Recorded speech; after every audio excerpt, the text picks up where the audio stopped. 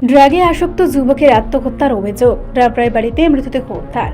জলাইবাড়ি বিধানসভা কেন্দ্রের অন্তর্গত রামরাইবাড়ি এলাকায় এক যুবকের মৃতদেহ উদ্ধারকে ঘিরে তীব্র চাঞ্চল্য ছড়িয়েছে। বৃহস্পতিবার দুপুর আনুমানিক 12টা নাগাদ স্থানীয় বাসিন্দারা এই এলাকায় এক যুবকের মৃতদেহ দেখতে পেয়ে সঙ্গে সঙ্গে পুলিশে খবর দেন। মৃত যুবকের নাম কৃপা মানিক ত্রিপুরা, বয়স আনুমানিক 18 বছর। স্থানীয় সূত্রে জানা গেছে তিনি দীর্ঘদিন ধরে মাদকাসক্ত ছিলেন বলে অভিযোগ রয়েছে।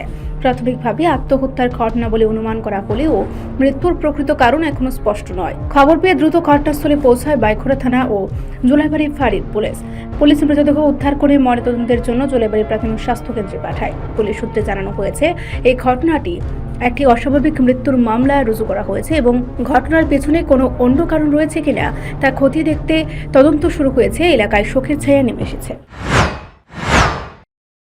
কৃপা মানিক ত্রিপুরা, বয়স 18, বাড়ি সাতবাইয়াপাড়া, রামরাইবাড়ি থানা, বাইখোড়া, সাউথ ত্রিপুরা। ওর বাড়ির লোকদের হিসাবে ও খুব বেশি নেশা করতো, ড্রাগ নিত। সম্ভবত কালকে ওর মাকে মেরে ও বাড়ি থেকে বের করে দেয়।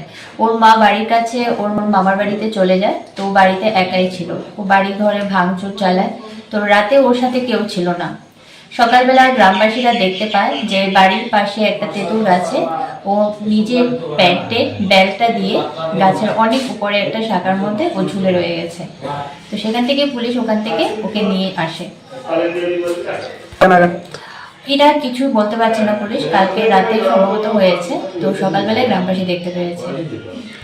হসপিটালে আজকে সকালে 12টা নাগাদ লাশটাকে নিয়ে আসা হয়। রিপোর্ট সংবাদ প্রতীক্ষা।